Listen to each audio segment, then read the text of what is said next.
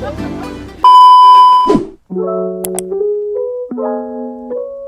same with the other rooms, yung curtain rod, hindi mo rin makikita. Okay. This area, this is the communal bath for the kids. Here, this is the Shower. shower area. This one is where you can have your private moment, your me time. Okay? Here naman, this is the lavatory or the vanity area. Here, in this area. Hindi pa tapos ang ceiling din. Okay, next, let's go to our master bedroom. So, for the master bedroom, we have two big windows. Talagang mahangin siya. And the bed is somewhere here. We have a small storage area. Kung tanaw na mo sa imong wall, it's integrated with the wall system na tanaw ni mo mura siya o part sa wall. So Okay. dili ni mo malalas koan. So A storage area. yeah. So, the master bedroom is big. This is 42 square meters, no? Including the walk-in and the toilet and bath. toilet and bath. This is my walk-in closet, and this is Alex naman, walk-in closet. And here, this is the shower area, and here, this is the water closet area. And on this side, there will be a bathtub here, and this is the vanity area. Yeah. And we have another window here. Okay, let's go to the balcony. So, this is the balcony, guys. As you can see, simple lang naman siya. But of course, this is the perfect place during Christmas Eve or New Year's Eve kasi dito talaga kami magstay while watching the fireworks. In the future, I will be putting here a coffee table if I get bored in Lanai, so I can come up here and have my coffee. And I'll do all my marketing strategies here.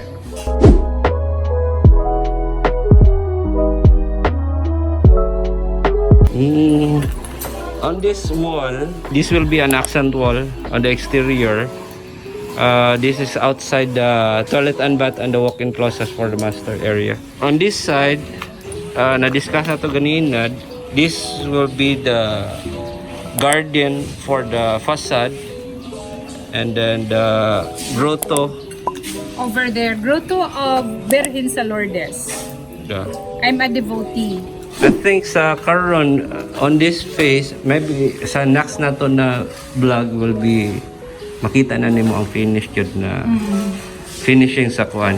On the second floor, wala pa naka-start sa flooring, but this week we'll be starting the installation for the tiling, and then other part continue gyapon. Also the kuan, electrical and plumbing work installation. Okay.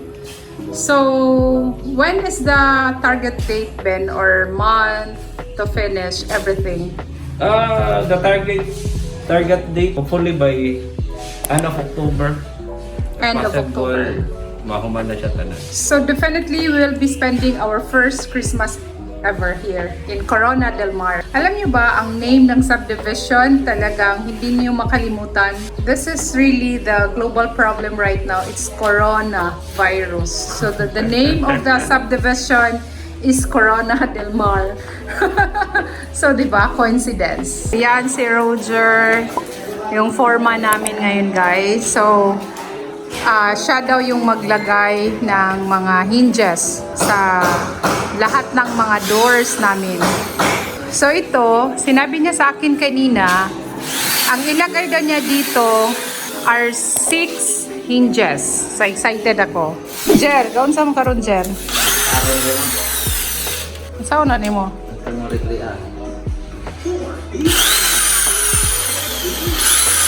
Ang pagtaod na na. Oh, di pa na ganang kuan. So, Jer, pila ginigidak-o niya ito ang putahan, Jer? Kuan. Main door? Indoor 120 man. 120 by 240. Sabot pa sabot, ana, Jer? Ang dilap doon? Ang iyang lapad mo na ang 120 na iyang lapad. So yung height niya guys is 240. Ang width naman niya is 120. Sakto, Jen? So I will show you guys yung paglagay ng mga hinges. Kasi first time ko talaga makita ito na ganito. Bangagan na siya daan, Jer? Bangagan na ni daan. Para humong na pagkuhan sa kuhan niya.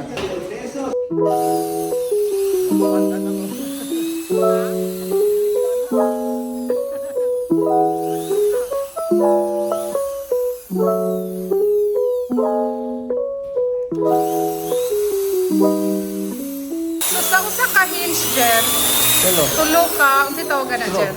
Tulo ka, Screw. tulo ka screw. Usa ka hindi. Binawasan niya guys para daw mas madali, no? Oh, mas madali Paglagay sa screw kasi nga solid wood siya. But dahil mahirap daw ngayon maghanap ng lawaan. So ito, mahogany. Sakto? Mahogany wood daw to, but this is solid wood. 6 hinges. Kasi sobrang bigat daw to. So sabi ni Roger, dapat daw butasan ahead kasi daw masisira daw yung screw dahil matigas talaga ang wood.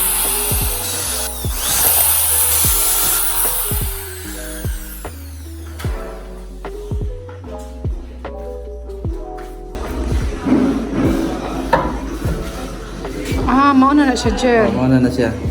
Ito na. So, ito daw, ako yung bumili kanina, and then yung instruction ng architect namin at saka ni Roger na dapat daw ball bearing. Para daw walang noise pag i-open mo, no? Oh, walang ano.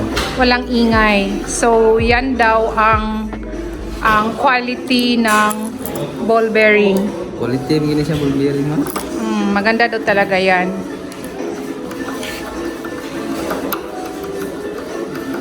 Gahi gyapon, Jer. Oh, gahit gyapon siya. Samot pag paunhi atong kuan, drill. Nagpintal ani, Jer. Tipan man ni siya. Taguan ni siya sa kuan atong masking tip na puti man ba? Hindi siya ma-appeal, Di ma-appeal pinipintal.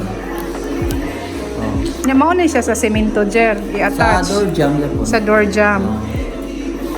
So ito pala guys. So first time ko talaga na makita paano ilagay yung hinge.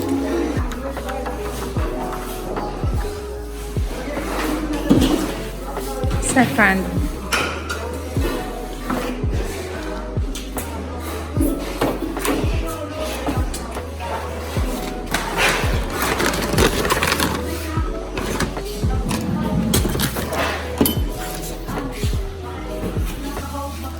Main na siya nga branded. Mga bulbira ni siya.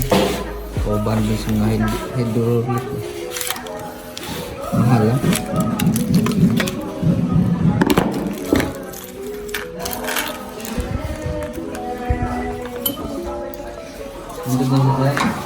Kailan niya ka magtangtang tanin niya. Dilim hulbog dire. Dire tangtang ka dire.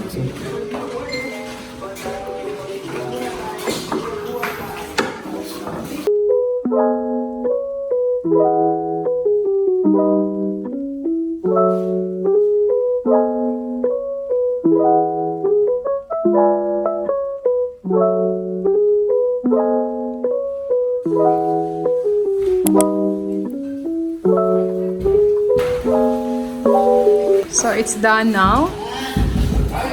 Ang among next guys, kana siya. Secondary door sa second floor. Pila ka hinges imong ibutang ani? Sino gyapon? Unong gihapon.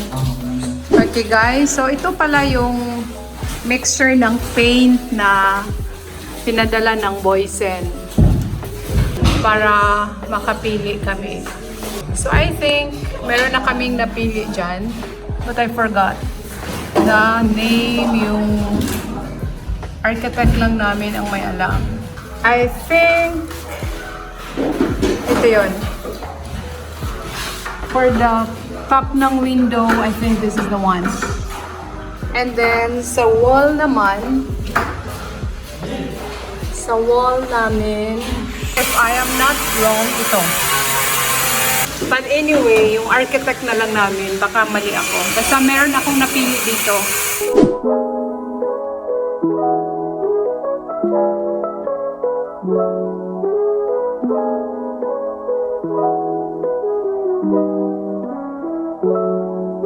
So guys, as you can see, slowly na-install na yung main door namin.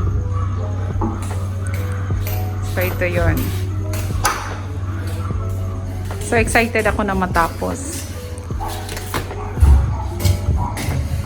Tira siya mo sangit, Jer. Manila naman. Karton eh.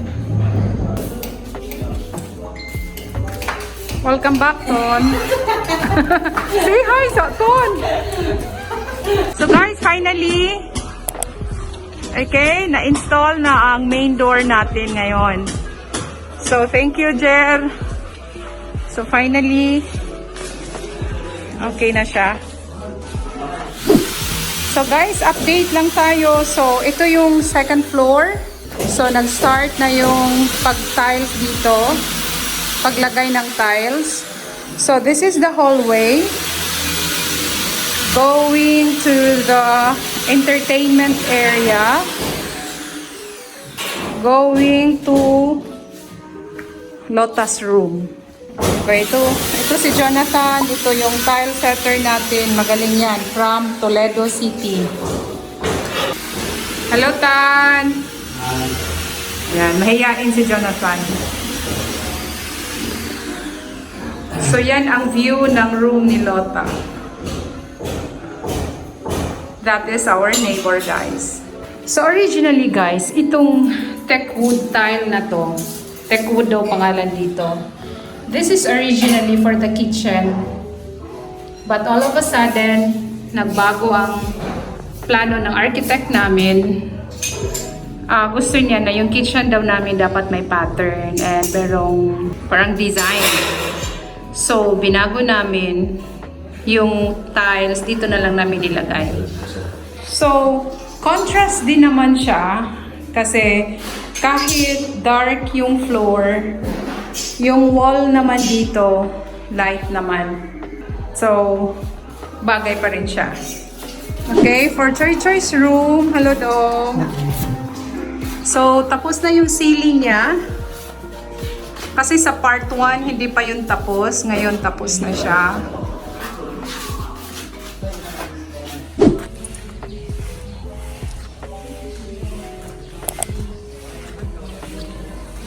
So, that is the quick tour of the exterior part of the house.